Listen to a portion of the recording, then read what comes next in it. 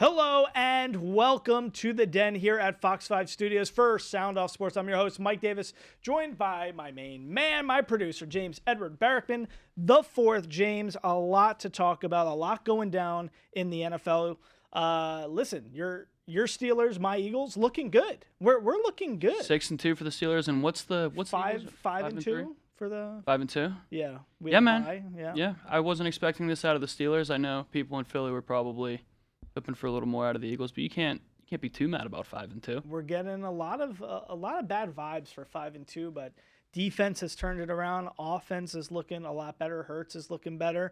A lot of interesting storylines in the NFL. But as we're gearing up to talk about Aaron Rodgers and the Jets, let's be frank about what's going on with them. That loss last week to New England Patriots, Drake May outplaying Aaron Rodgers. Then he gets hurt, and then a backup comes in Jacoby Brissett, and the Jets end up losing in an AFC East battle to the Patriots. In a game that we thought was a layup. Worst. Yeah. This was the chance to get some positive momentum. You make the trade for Davante Adams. 2 weeks now with Davante Adams, it hasn't moved the needle one bit. No, but how could it? Well, I guess nothing changed after they got rid of Saleh. You got rid of your best coach. They're 0-3 or 0-4 since Saleh, right? Since the I don't know exactly what the record was, but why would anything change? Nothing has changed within the coaching staff other than you got rid of probably your best coach. You can't. I mean, listen, they can't protect Rodgers. So adding a wide receiver to the mix doesn't help the offensive line at all. But I thought, I'm not going to lie to everybody at home, I thought the Davante Adams trade would make a little bit more of a push than what we're seeing right now. They got worse. A 32-year-old wide receiver does nothing for you if you don't have a play caller, an offensive coordinator, somebody pulling the strings behind the scenes, making this whole thing go, and the Jets don't have that. Nathaniel Hackett lost play calling duties. Rodgers, listen, he took a step back. I mean, he hasn't been the same since the Achilles injury. That's a given. But I thought this was a team that had a top-tier defense, a team that had Breece Hall, that had all these weapons. They got worse from last year. Yeah, they had a better record with Zach Wilson. Let's think about this. Last year with Zach Wilson, the team was competing better. Defense looked better. What was their final record last year? Like 7-10? Something like that. Something close to that. Yeah. Are they going to get the 7 wins this year? Who knows? This is crazy what's going on. So, I mean, Rodgers, I don't think he can turn this around. We asked everybody at home, what's the deal? Can Aaron Rodgers turn around this bad train in New York? What are people saying at home, James? Hello, Mike Davis. This is Damian. I really do think the Jets can turn this season around, and they will beat Houston tomorrow. 24-21 is the final. My prediction. Jets make a comeback. Go New York. All right, thank you so much for giving us a buzz. Damian, we appreciate. Listen, Damian's saying basically they're going to come back, make a big deal on Thursday Night Football, get that win, and turn some things around. I thought last week was a must-win. I think the hole is getting too deep now. No, 2-6, you're staring 2-7 in the face with Houston coming to town. The season's over. It is, because from my perspective, nothing is going to change on the offensive side of the ball until they clean house on that coaching staff. Robert Saleh, you fired your best coach. He wasn't the issue. The defensive side of the ball wasn't the issue. It was that the offense couldn't move the football. You brought in Aaron Rodgers, and you let him bring in all his buddies with him. You let him pick the play caller. You let him bring in Allen Lazard, Randall Cobb, a bunch of guys from Green Bay that are some are still on the Jets, others are not. And then you bring in Davante Adams. Nothing has changed, regardless of the talent level that you have on the offensive side of the ball, and it's because you don't have a real play caller. Nathaniel Hackett, now Todd Downing is calling plays. Nothing will get better for them until you get to the offseason and bring in a legitimate coaching staff, hopefully with an offensive background. That's the way I look at it. The problem is, and you're 100% right, the problem is you went all in. This is Right. all in now. So now you're mortgaging your future for this season that was Super Bowl or bust, and it's a bust. So it's over. It's a total bust. So Not even now close. you have no culture. You dismantled the coaching staff. Rodgers is pretty much over the hill. So now it's like there's nothing you can do. I mean, you got now Devontae's just going to be another year older next year. It's another year older with another contract with a lot of money. So you're tied up with a lot of old players who are on the down and out. And it's kind of like, honestly, the question of Rodgers and the Jets, can they turn it around? I don't even think that's the question. I think the question now is, how do you get yourself out of this hole? Quickly. Because you're going to be bad for another 2 or 3 years if you can't fix this. I think what is important is if you're going to be real with yourself, the season's over if you're the Jets, because you're rocking with an interim head coach with the same coaching staff that got you in this hole in the first place. If I'm the Jets, how can I turn this around in one offseason? You can't. That's the thing. I think you could. That's what got them in this position. That's the No. issue, I'm not talking about going all out for Rodgers. I'm talking about from a coaching staff perspective. There's no. Can you hang on to Rodgers? Can you hang on to Devontae, Garrett Wilson, Breece Hall, a lot of these weapons on the offensive side of the ball and the defensive side of the ball, and bring in the right coaching staff to get this thing figured out in 1 year? The problem is, are they going to be willing to man up and stand up against Aaron Rodgers, who they've seemingly handed the keys to the franchise over to? Stand up at him and say and tell him, this is not your decision anymore. We're going to bring in our guys, and if you don't like that, then you can go too. That's what I would tell Aaron you're right. Rodgers. The problem is that transfer of power cannot happen in one offseason. You can't bring in a new coach unless it's maybe Bill Belichick. You can't bring in a new guy who's probably going to be a first-time head coach and expect that person to be able to understand right off the bat, I'm going to take the keys from the castle away from a future Hall of Famer and reshuffle this whole thing, because culture takes longer to develop than Woody Johnson, the owner of the Jets, thinks. That's what he's done here. The problem is the Jets have no culture. They have no. Their culture is that they don't know what they're doing. It's a bad culture. If there's any culture, it's a culture. Right. So they have no ability to make anything work within that front office, to the coaching staff, to what's displayed on the field. You've missed on Zach Wilson. So that set you back a few years. Yeah. You know, they just got rid of Greg Zuerlein and put him on the IR. I mean, this was a guy who was missing. How many field goals has this guy missed? PATs, field goals. I mean, he was on the roster. He literally single-handedly lost them like 2 or 3 games.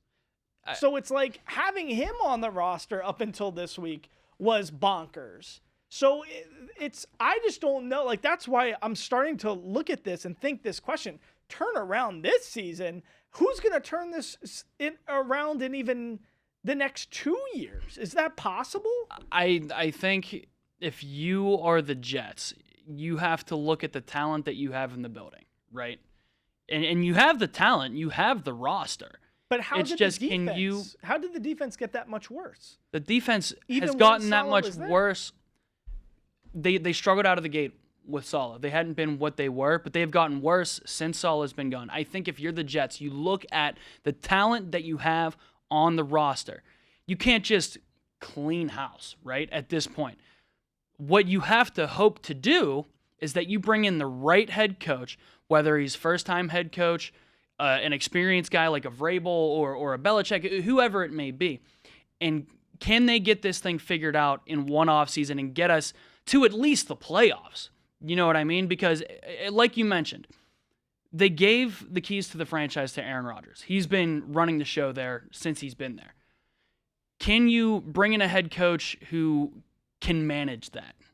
Kind of manage that ego and say, all right, you were making the decisions.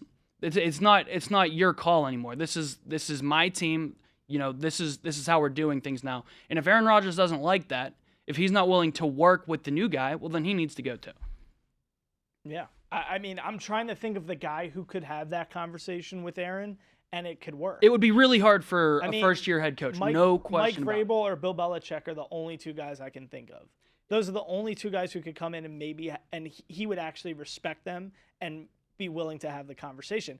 I just think you're handcuffed. Like, yes, you got Sauce Gardner on your defense. You got Quinnen Williams, great. You got these great studs. You have there's a lot great of roster. You have Breece Hall, you have Garrett Wilson, you have these guys. So there's some young talent there. The problem is, like, you can't protect Rodgers. You got to rebuild the O-line. You tried rebuilding the O-line in the offseason. You got all these old dudes. I don't think the offensive line is as much of an issue as the offensive coaching staff is. I mean, it's puzzling how bad it is. Let's hear what some other people are saying at home, because I don't even know what to say anymore on this issue, because it's ridiculous that they went all in for this year. They're 2-6. We'll see what happens Thursday Night Football. And then on top of it, now we don't even know what the future is going to hold for this franchise moving forward.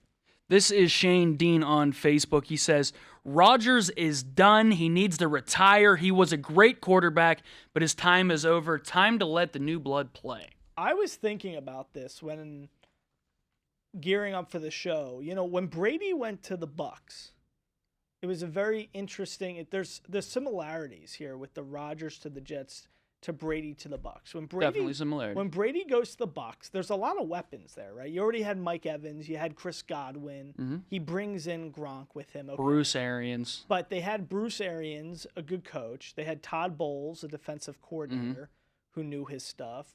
So Arians was an offensive-minded guy, more handling the quarterback. She had Byron Leftwich, offensive coordinator. I forgot about Byron Leftwich, yeah. Brady put in motion a different type of elite mentality and play that translated from practice to the field, right? It was a totally different thing, but they had a lot of they had a similar defense. The defense was kind of strong like the Jets. They had Levante David, Vita Vea, like all those. You had a bunch of guys on that. So you had guys like that were kind of making that impact, but why were they able to get it done with a Brady who was older, not a mobile guy like Rodgers ever was, but why could they get it done and the Jets can't? That's what I'm trying to understand. Because Brady and Rodgers are not the same person. Clear. And when I say that, I mean Tom Brady is the ultimate competitor, the ultimate professional, the ultimate winner. He's going to do everything in his power on and off the field, between the whistles, during the week before the game, every little minor detail, every single hour of preparation, he's going to be locked into to make sure that they, get on the field and they get a W. 100%. He cares more about football than Aaron Rodgers ever has. Aaron Rodgers cares more about himself than he cares about winning. But my question is, Aaron Rodgers still wants to win. It's not like he doesn't want to win. He wants to win. My question, though, is they both know football at an elite level. No question. Aaron Rodgers, future Hall of Famer, the guy throws a pretty ball. He knows football. Somehow, Brady elevated the coaching staff. I mean, think about that. You got Byron Leftwich calling plays for Tom Brady, right? So Tom Brady's elevating the coaching staff. He's making Todd Bowles got that head coaching job after that. So Todd Bowles is handling defense. Bruce Arians, was a good coach. He wasn't winning Super Bowls prior to this. So I mean, Brady elevates, and why can't Rodgers do the same? Because Brady's the greatest quarterback of all time. But why is Brady the greatest quarterback of all time? Because it's not his physical gifts. No. Right? That's never why we thought Tom Brady was the greatest quarterback. It's the rings, but I'm just saying, like... But how did he get the rings is the point. He's the ultimate competitor. He's the ultimate worker. But Rodgers isn't Kirk Cousins. Like, that's because listen, I love Tom Brady. He's the best quarterback of all time. But I'm just saying, Rodgers isn't Kirk Cousins. Like, I'm not saying that. Like Rodgers is like up there. Like, He's a Hall of Famer. He's like maybe top 10. So it's like I'm just surprised that with the talent surrounding him, he can't solve the play calling himself. He's not a leader. He's not a leader like Tom Brady was. Like I said, Tom Brady, ultimate competitor, ultimate winner. We never thought of him as the GOAT because of his physical gifts. Obviously, it was the rings that got him to that level. But how did he get to the rings? It was the work ethic. It was the team first mentality, and it was leadership. And paying attention to every minor detail. Rodgers isn't doing that. Right. Rodgers, when you look at him, why is Rodgers one of the greatest of all time? It's because of his physical gifts. He's one of the greatest arm talents we've ever seen. It was never about his leadership ability or him being a team-first guy or him being super attention to detail. So the intangibles are the issue there with Rodgers, and we know that. I'm just saying I'm puzzled because I thought the narrative, and clearly I shouldn't be surprised because everything he's done since he's gone to New York has been about me, and not about the team. It's going off to caves in different, places of the world to go do ayahuasca. He's gotten into more interest as he's gotten older too. Right. But the thing is, I still thought he was cut from the same cloth as Brady, meaning having that chip on your shoulder, wanting to win from, like, Brady wanted to win without Belichick. He wanted to win outside of New England. I thought Rodgers was going to bring that same type of quality, leaving Green Bay, not loving how that situation unfolded, comes to New York. Now he's like the older veteran guy. He's on Hard Knocks. I thought he's taking guys under his wing. He's going to bring in his culture. I didn't think the Randall Cobb-Lazard thing was so bad. I thought it's kind of like Brady bringing in Gronk. You bring in a couple of your henchmen. You start making the stuff work. And that's where I thought his head was at. But I think it's evident now that he has zero interest in leading. He can't elevate the team. And I think we're learning exactly what you said. The lack of intangibles has destroyed this. He has a hand in the Saleh firing, of course, with all the tension between them throughout the whole year. So I don't know. I guess I'm super puzzled because the talent just seems like it's the soil so fertile. They have so much talent there. And this was a defense last year that we considered the best in the NFL potentially. So now it's like they don't look anywhere near Pittsburgh defense. Brady, I mean, it's not even close. No, and the defense is taking a step back. The difference between Brady and Rodgers is it's the difference between Brady and every other athlete that's ever played, maybe outside of Jordan, was he was a killer and had a killer instinct unlike anything we've ever seen before. He had that kind of work ethic to where winning 4 or 5 Super Bowls tying Montana wasn't good enough for him. He wanted to blow out Montana. He wanted to be the greatest, undisputedly so. But and Rodgers doesn't have that. And as he's gotten older, he's developed more interests, and that's okay. But when you're trying to win football games, you're getting paid to win football games, and training camp rolls around, and you're getting unexcused absences because you're in Egypt. You know what I mean? Like, you don't care enough for this thing to work. And when you're a professional athlete, you gotta have that kind of next level, attention to detail because you're getting paid to have that. 100%. Let's be real. There was possibilities he was going to be the VP for Robert F. Kennedy. I mean, exactly. He wants to get into politics. An off-season story. He's going on podcasts talking about conspiracy theories, and he's doing all that on Jimmy Kimmel. I'm just saying, I'm not trying to argue with you. All I'm saying is we saw Peyton Manning shift to Denver, to the Broncos, elevate that franchise, have tremendous statistical seasons. Dude, that guy, no matter Achilles tear or not, he wasn't moving even the way Rodgers can move with the Achilles tear. I don't think I've ever seen a less mobile quarterback than Rodgers. And he could barely turn his neck when he was with Denver. Yeah. So I'm saying he's breaking statistical records in Denver, and on top of it, wins a Super Bowl. So to me, I'm just saying the narrative around the league has always been Aaron Rodgers is a top 10 talent. This is a guy who's a future Hall of Famer, 100%. But now I think this season puts it in a nice bow. He's nowhere in the stratosphere of a Peyton, of a Brady, because he can't elevate a franchise. He should be able to elevate this franchise. I'm disappointed. He has the physical talents to do so. He doesn't have the leadership qualities to do it. He doesn't care. I thought he would have worked on it. I really did. I thought for himself selfishly, just from a competitive standpoint, for the own glory that he would have for himself.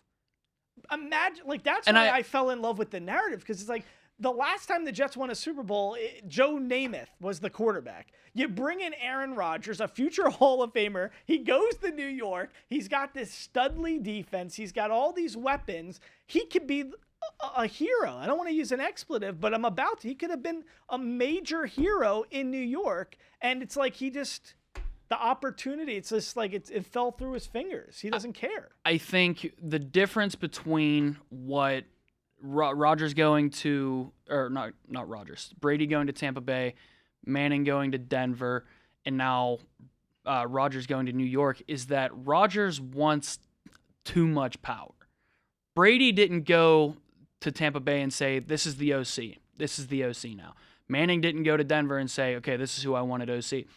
Rodgers is like, hey, we're bringing in my buddy, and this is who the OC is going to be, or I'm not coming. And I'm not sure that's exactly how the conversation went, but you need to take power away from Rodgers. It's similar to Belichick late in his career in New England, right? Where he was a great head coach, and we know how great he was as a head coach, but he wanted to be GM too, and we saw his failures there. Rodgers, I think, still probably has a couple more years left in him, and if the Jets want to salvage this era that they have with all this offensive talent, all this defensive talent, they need to bring in somebody with the manhood to stand up to Rodgers, take some of that power away from him, and say, this is what we're going to do now, and we love you as a talent. We think this can work, but we need you to work with us. Never going to happen, because I'll tell you why. Because ownership.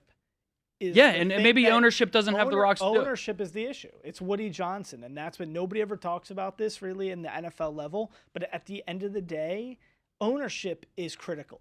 It just is. It is. So if ownership and Woody Johnson isn't giving that power and setting the stage for what the expectation is from a culture standpoint, from a leadership standpoint, from who and what can dictate situations in the locker room to the field, then nothing's going to change. But James, as we head the break, we can talk about this for the entire show. But we got other stuff we got to get to. Before we head the break, let's hear one last thought when it comes to Aaron Rodgers and the Jets. This is from Thomas Robert Means on Facebook. He says, the only way the Jets are going to turn things around is if Woody Johnson has to sell the team. What's up, guys? Welcome back to SOS. Mike Davis here. I am joined right now by two studs from the Desert Dogs. We got to welcome in Nick Murphy, Connor Kirst.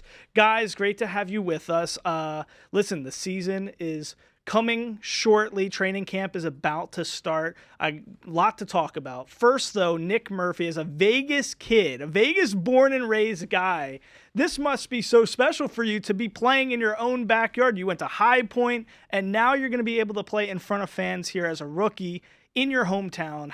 Describe what that must feel like. It's pretty crazy. I think most people growing up playing lacrosse in Vegas have no imagination to be playing pro lacrosse at all, let alone college lacrosse. And I just got to thank Coach Max Schmidt at Faith Lutheran and Coach Rob Kohler at Green Valley. They got me to where I am now, and Coach Torpy at High Point recruited me, and it's all just worked out. And speaking of Green Valley, because this is what's so exciting about this season in particular, we're not at Michelob Ultra anymore. Now we're in Green Valley, so for a hometown kid to really know what it's like to live within the community, to play at Lee's Family Forum, you're going to have family members there you're probably going to have ex-girlfriends there every night, right? Connor, you've been a part of this team for a while. Tell us, we're still waiting for that playoff birth. We're still waiting for a lot of that momentum. What is the team shaping up to look like this year? What does it feel like? Do you feel some new energy, some revitalization just because of the move to Lee's Family Forum? What is the temperature like with the program? Big time. We're going to have our most competitive training camp to date for the past 3 years. We have a lot of new blood coming into our team, and a lot of great athletes. So it should be really exciting for us to flip the script. Kind of. We've had 2 tough years.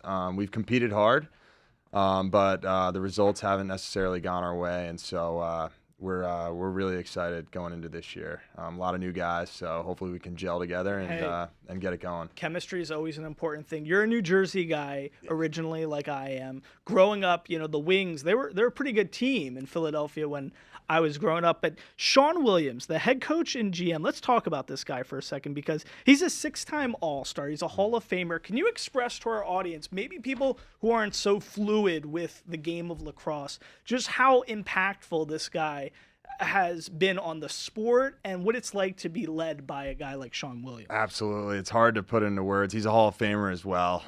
He's just someone that you look up to, A, based on play, and B, how he is as a family man. He's obviously been through a lot, but I've learned a lot of great lessons from him. And it's really special to interact with him and be coached by him, because it's all out of love, and he really wants the best for you off the floor and on the floor. And it's been an honor to play for him. Okay, now let's talk about the other honor that is a big deal here with the Desert Dogs and the nature of this organization. Mr. Cy, my dude Steve Nash, Wayne Gretzky, these are the owners of this franchise. Have you guys ever interacted with them on any level? Absolutely. Tell me, what's it like? Give me a story. They're honestly, they're so down to earth and the super, super nice people. They're asking you more questions than what you can ask them, and that kind of just goes to show. I truly enjoyed my interactions with all of them. That's great. Yeah. Now, Nick, let's talk a little bit about your game. Being a rookie, are you concerned at all about the transition from, college to the professional level as a rookie? What are the things that are top of mind for you, and how are you gonna make sure your game translates to the next level? I have very to little to none box background at all. I've played as field lacrosse, so I'm just kind of going into it with got nothing to lose, have fun and just play hard. At High Point, Coach Torpy trained us all, just put your head down and just keep fighting. So I'm just looking forward to playing a whole different style of lacrosse.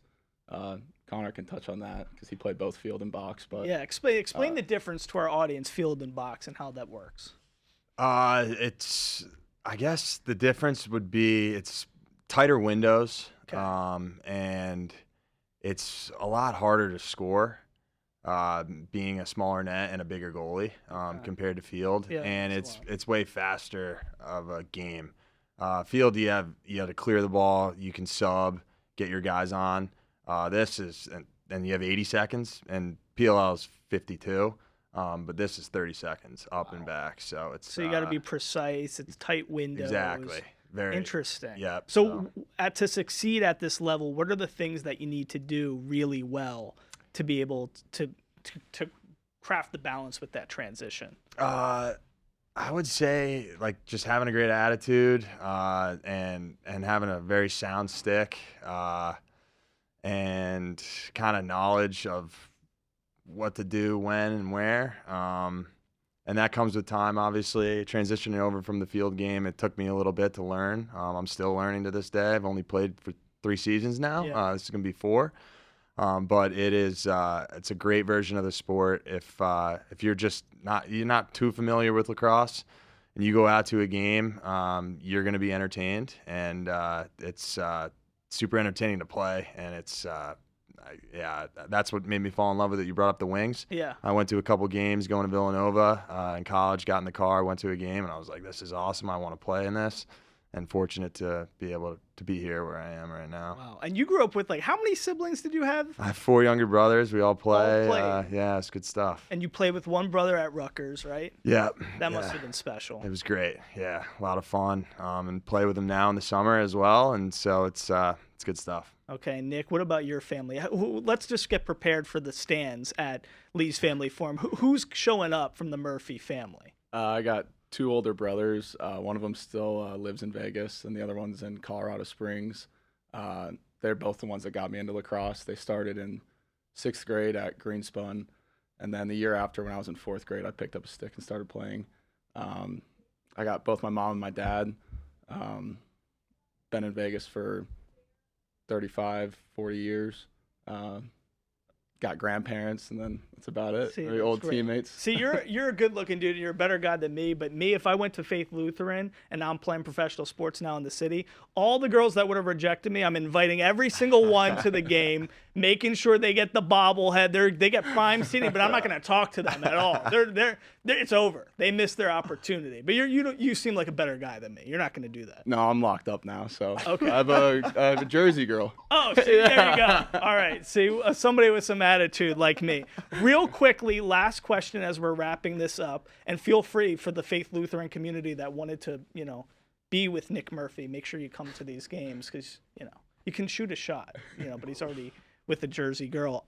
Real quickly, Connor, just explain to our audience, because you have that experience of playing at Michelob Ultra and now seeing the transition from there to being at Lee's Family Forum. What is that going to mean just for the energy and the vibe for our hometown and for this team, for the Desert Dogs, playing on that field? I think it makes it that much more electric. Our fans the past 2 years have been incredible, and they're all from the greater Las Vegas community. And driving down to the Strip, even for us as players, I live in Summerlin.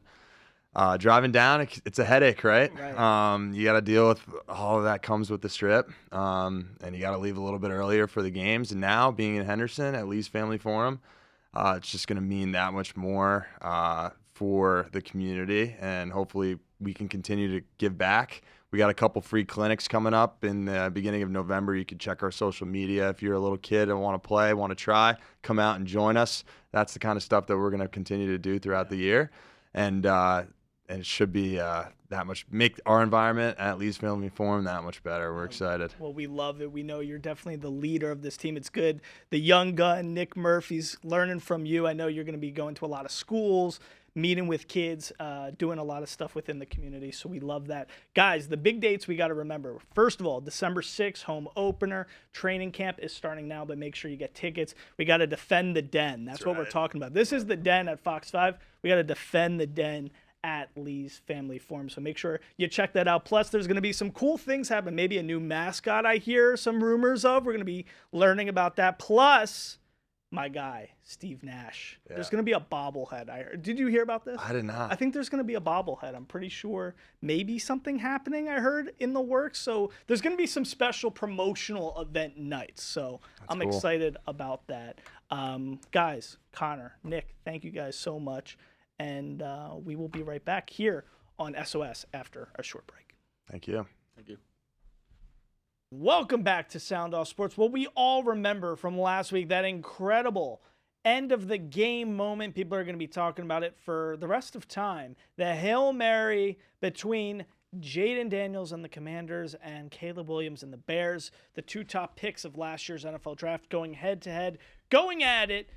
James, we asked everybody at home, at the end of the day, these 2 rookie quarterbacks, who's going to wind up with the better NFL career? Before you and I get into it, let's hear what somebody at home had to say about this issue. This is from @Demetrius_Dro via X. He says, Caleb, better franchise, better front office, better QB. Okay, well, it's going to be interesting. I think there's a lot of people out there who are Caleb fans. A lot of people. I think Caleb train has a lot more yeses and nos. I think Jayden has a lot more supporters. Some people coming into the, these are 2 Heisman Trophy winners. Coming into the draft, a lot of people were like, listen, I'm not a Caleb guy. A lot of people thought he's the best quarterback to come out since Aaron Drew Luck. Here's what I want to say on this right now, because I don't love the question, to be honest. I don't think we should be debating this at this juncture in their rookie seasons. Peyton Manning, who's probably second best quarterback of all time, had one of the worst rookie seasons. Second best quarterback of all time. I mean, maybe, right? Brady's number one. Brady's one. I mean, I'm not counting Mahomes yet, but I'm just saying people who are Why retired, can't you count Mahomes yet? I mean, I guess you technically could. Montana? Anyway, I'm sorry. We're getting off track. I'm a big Peyton guy. I just think I love Peyton Manning too, but I don't think he's the second best quarterback I think ever. he's okay. He could be. He has the rookie record for most interceptions in a season for his rookie season, so he turned it around. Here's what I'm going to say here, and I'm going to kind of change the question up a little bit for our audience, but here's what I want to talk about. My MVP, if I had the vote right now for MVP of the NFL, it would be Josh Allen. Okay. Here's my top three. Josh Allen, Jayden Daniels, TJ Watt. And that would be my top three. Jared Goff would probably be in that conversation. The problem is Goff's numbers are not up to the same standard as Jayden Daniels, actually. If I mean, listen, the Commanders are 5-2. They're at the top of the NFC East. Yep. They've turned this train around. I mean, in one off season? One season. They get Adam Peters. The GM comes from San Francisco, does a tremendous job. He was assistant GM there, working with John Lynch. Reworked the whole franchise. Daniel Snyder, the worst owner in the history of sports, gets shipped out. You get Magic Johnson and Josh Harris as the new owners, changing up the culture. And you get Dan Quinn, the defensive coordinator, a great defensive mind, great culture guy, comes in, changes the attitude of the franchise. And now you got Jayden Daniels from LSU, transfer from Arizona State, Heisman Trophy winner. The dude is remarkable. He wins this game after coming back. People didn't even think he was going to play with the rib injury. Now this team, with some momentum, I mean, the way the NFC is shaping up, they could get to the Super Bowl. I mean, this is crazy stuff. I like what they're doing in Washington right now, for sure. I think Jayden Daniels fell into a great situation. We love Dan Quinn, the defensive mind, and Cliff Kingsbury, but that's as the OC has done a great job, and he's had a great support system.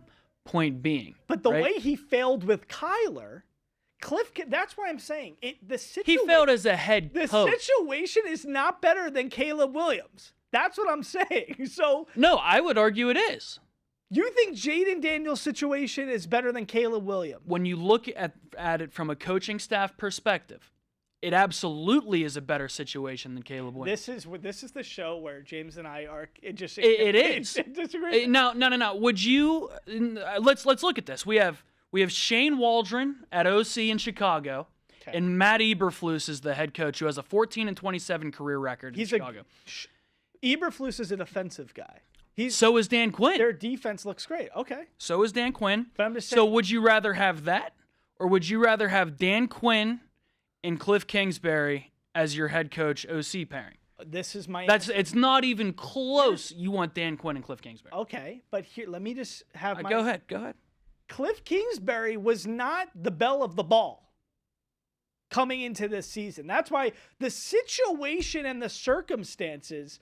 Let's not fool ourselves, James. When Caleb Williams was drafted number 1, everybody's like, this is the best situation anybody's ever come into. You got DeAndre Swift. You got Rome Odunze, who you draft in the top 10 of the draft, in the same draft. You got Keenan Allen you make a trade for. You sign DJ Moore to that contract extension. You got Cole Kmet.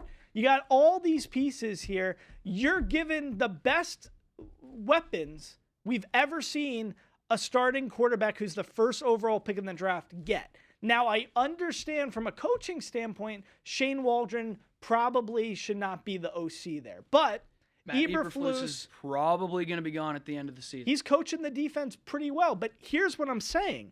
Kingsbury was not the belle of the ball.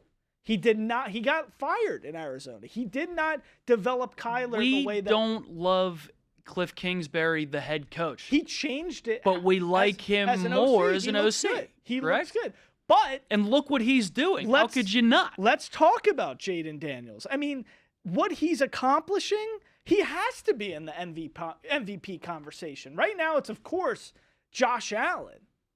But, I mean, this is a guy right now, he's 12th in the NFL in passing yards, 1736. He's got 7 touchdowns, 2 interceptions, and his quarterback rating is 72.7. It's 5th in the NFL right now. Yeah, and he has the 7th highest passer rating, too. He's playing... That's higher than Josh Allen, higher than Jared Goff. Caleb Williams' quarterback rating is 45.8, 24th in the league. So, I mean, this is not a conversation in terms of who's having a better year. I'm not arguing. Jayden Daniels is an MVP candidate. There's a good chance he could be in the mix for he's going to get MVP votes if this continues to play out. That's probably a stretch. I think he's playing really well. And I think right now he is easily the rookie of the year. Who would you put as an MVP above him besides Josh Allen? Jared Goff. Even his numbers, because my point is Jared Goff's numbers are not where Jayden Daniels are. And I do think circumstantial-wise, Ben Johnson offense with some of those weapons and those things, I like Goff. I think he's having an MVP-ish type of year. But I don't know if you put Jared Goff in, if you put him in DC, does he elevate that team the same way Daniels has? No, and maybe he doesn't, because what Jayden Daniels does with his legs is a whole nother thing. I can't unsee 7 touchdown passes. We are 8 weeks in, 7-8 weeks in. 7 touchdown passes. He got it more figured out. When you're talking about an MVP candidate, Baker Mayfield, probably you put him higher. He has 21 touchdown passes. Nobody else has 20 to this point in the season. Can the MVP also, what if they just get into like a wild card situation? I mean, now they don't have Godwin. They're missing Evans for a few weeks. If they're sneaking in as a wild card team, I'm just looking at this from a statistical standpoint. But that's why Goff's numbers aren't so great either. So I think Allen, he's got 14 touchdown passes, 5th in the NFL. His quarterback rating's 4th. He's got only 1 interception. That's been the big difference for Josh Allen. He literally just threw his first interception like a week ago. That's been a really... That's how interesting talking is about that. Yeah. So, I mean, he's the MVP. That's what I'm saying. I'm not trying to say Jayden Daniels is the MVP over Josh Allen. It's Josh Allen. Right. But... And I'm not taking anything away from Jayden Daniels. I just don't think he's an MVP candidate. So, definitely rookie of the year, no question. But not MVP. But back to the original question, because I kind of took us off course a little bit. But the original question was, who winds up with the better NFL career? Now, you were a Drake May guy. Love Drake May. I had him higher on my list than I did. He was your number 1 guy, right? He was my number 1. I think I had him at 2, just because you couldn't put anybody else above Caleb Williams. Now, do you still feel evidence 4 and 3? Caleb's, he looked good in London, but this defense is keeping them in the mix. He's got 9 touchdown passes, 5 interceptions, 14.48 in terms of passing yards, 45.8 for QB rating. His numbers right now aren't good, right? They're not. I don't think this is because he can't play. I can't see past in Chicago. Yeah, everybody was super excited because they went and got him all these weapons. DJ Moore, Keenan Allen, you got Rome Odunze, you got Cole Kmet, you got DeAndre Swift. Studs all over the offense, playmakers everywhere. But like the situation in New York, where you got Garrett Wilson, Devontae Adams, Breece Hall, and all these guys, and a Hall of Famer at the helm at quarterback, they can't move the football either because they don't have anybody. They don't have an elite play caller or a good play caller even framing all of this up and scheming people open, and it's a massive portion of the game that the average fan wasn't talking about.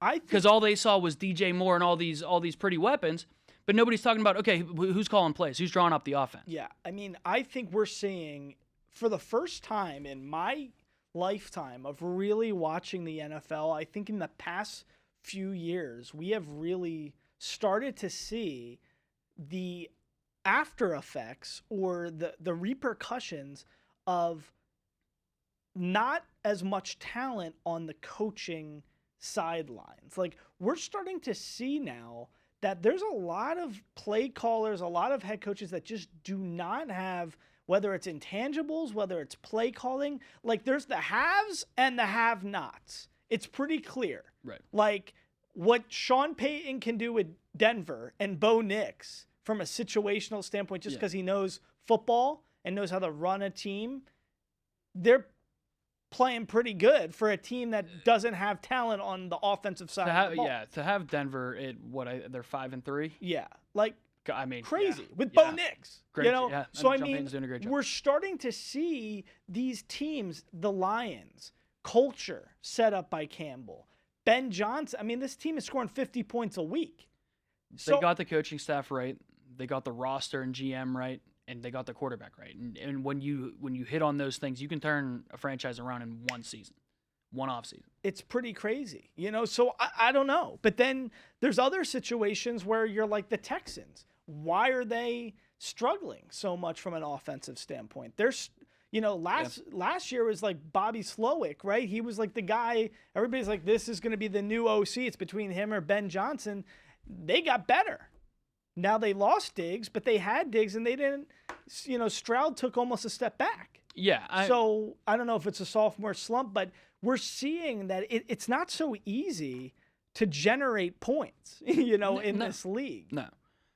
To answer this question, who's going to have the better career when it's all said and done, Jayden Daniels or Caleb Williams? While Jayden Daniels has been off to a hotter start to their career, I'm still going to go ahead and say Caleb Williams. I don't think, and you know, I've been over this already. I don't think that Caleb Williams is in the situation from a coaching staff and support system perspective to succeed right now.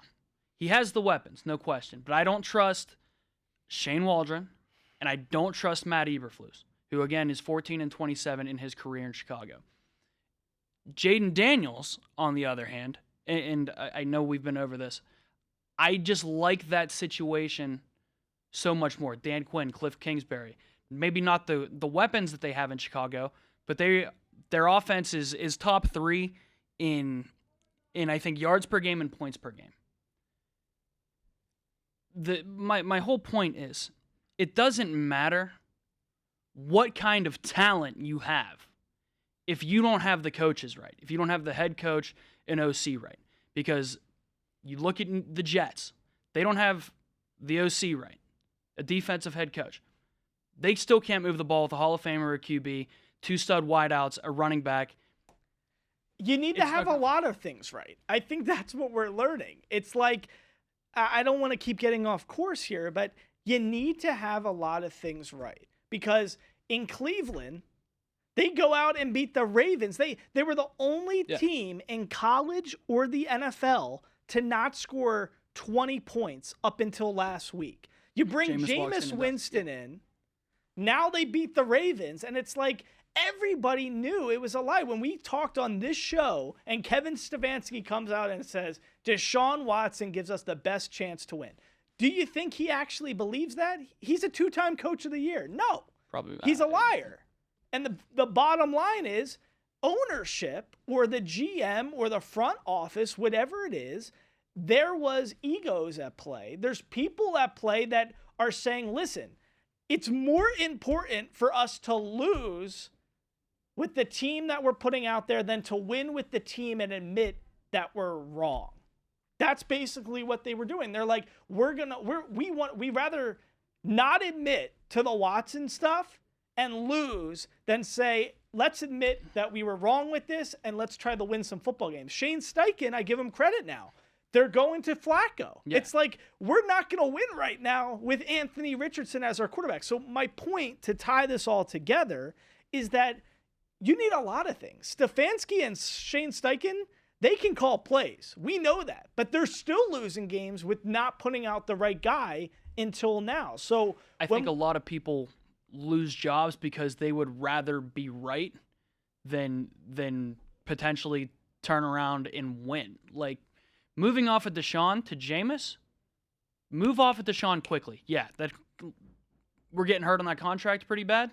But hey, if we can win games with Jameis, maybe we can all save our jobs here. But we don't know the hierarchy of these jobs. We don't know how it works within these offices. Is it the owner who's got the number one say? Is it, the coach? Is it the GM? All these things are different. It's all different situationally. In Cleveland, is it Andrew Berry and the ownership that has more say over Stefanski? And they're like, it doesn't matter that Winston gives us a better chance to win, or we should keep Flacco and we make it to the playoffs with Flacco. No, we're rolling with Watson. So all I'm trying to say with this is you need to get a lot of things in place. The unsung hero in DC with the Commanders could be Adam Peters, knowing, listen, we're getting the second pick of the draft. We're either getting Jayden Daniels or Caleb Williams. Everybody loves Ron Rivera. Who doesn't like Ron Rivera? Everybody in the NFL, everybody loves Ron Rivera, but they got rid of him. They axed him. Eric Bieniemy. A lot of people had faith in him leaving KC. He's the OC there, right? With Ron Rivera. They axed him. So Adam Peters said, listen, we got a new ownership in place. We got all these things happening. We're going to construct a staff that's going to help Jayden Daniels be the best version of himself. And you got to give him credit. They hit on Kingsbury. They hit on Quinn. You saw the way he was celebrating and the way his players love him. He's a good culture guy. You can't say he's not. No question. And the guys love him. I'm with you. You got to get a lot of things right, but you can have the quarterback right and you can have the GM right, but if you don't have the head coach and the coaching staff right, it doesn't matter. Right. Point being, to tie this back to the root of what we've been talking about the whole time, I don't think Caleb Williams is going to be stuck with this coaching staff for the rest of his career. I'm surprised he's going to have. What's that? I'm surprised he even had to start with it. I'm surprised they didn't bring in more of a veteran play caller for him, especially knowing, like, I'm not as down on Eberflus as you are because I think the defense is playing fine. I think it's like knowing that he's a defensive-minded head coach. Right. You should have went out and got in a Cliff Kingsbury, or a guy who's got a brilliant OC mind. No question. Waldron came from here, right? Waldron. I couldn't tell you who Waldron came from. I know from Seattle. Did he come from? It's slipping my mind now. It may have been Seattle, but so yeah, I think those questions don't make a lot of sense to me. And now GM Ryan Poles, I'm thinking, why did he go that direction with Caleb and not get him that veteran OC play caller type guy? It's a great question. I don't know. I don't think that this staff is going to be around much longer. I think Caleb Williams is going to have much better play callers and a much better coaching staff throughout his career. However many of those that may be, I think at the end of the day, Caleb Williams will go down 10 years from now. I think we'll look around and say Caleb Williams is the better quarterback to Jayden Daniels. Okay. That's what James thinks. I can't give an answer on that right now. I'm just fascinated with everything that's happening at the current juncture. But as we head to break, James, let's get one more response from somebody at home who wants to weigh in on the Jayden versus Caleb dilemma. This is Robert Zaragoza via Facebook. He says, he throws the ball short on a Hail Mary, gets tipped, someone was there, and he gets credit for it? All right, everybody, welcome back to Sound Off Sports. Sink or swim time now. James, wow, you and me have been going at it today. I'm exhausted. I know. I was exhausted. It's been a long week for us. It's been a long week. A lot of great shows here on the Silver State Sports and Entertainment Network, but let's make it a little lighter. Listen, we could argue about a lot of things, but it is Halloween time. It's the Halloween season. It's autumn. It's starting to get a little bit more of that crisp fall, autumny feel outside here in Vegas, which it's a good time of the year. Let's do a little top 5 candy situational things for Halloween. Like, what's your top 5 Halloween candies? Off the top of my head, Yes. Kit Kats.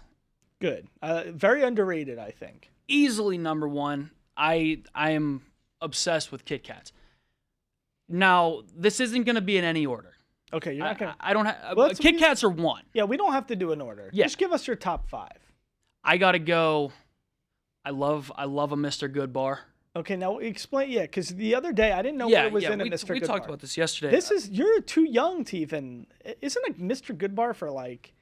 Isn't that like an ancient candy bar? I'm not sure how old Mr. Good bar is. I never see a youngster. I hope he's still with us, Mr. Good bar, but... What is it? It's just a chocolate bar. All it is it's basically just a Hershey bar with peanuts in it. All right. That's really all it is. And with that being said, a good old-fashioned Hershey bar is in there for me. Wait. Why are you looking at me like that? You're in your top 5, you're just going to do a regular Hershey bar.